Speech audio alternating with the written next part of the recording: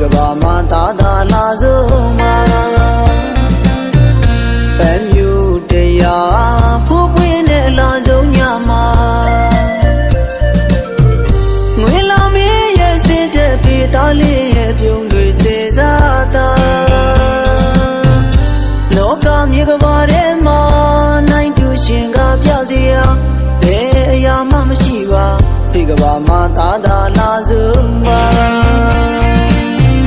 ပြုံးနိုင်လာနေတဲ့စင်ချမဝတဲ့ဖေးသားလေးတို့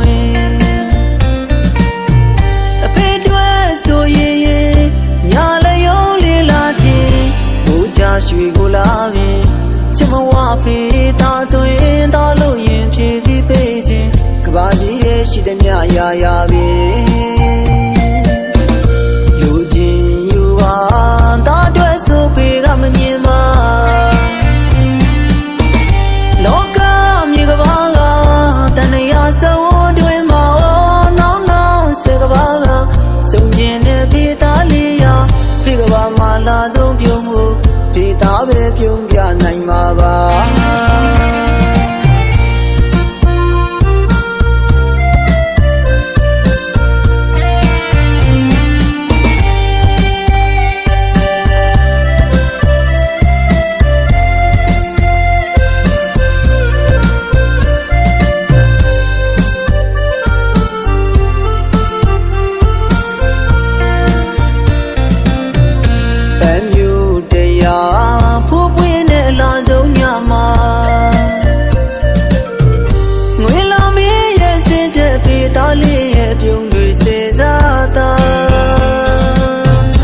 လောကမြေကဘာထဲမှာ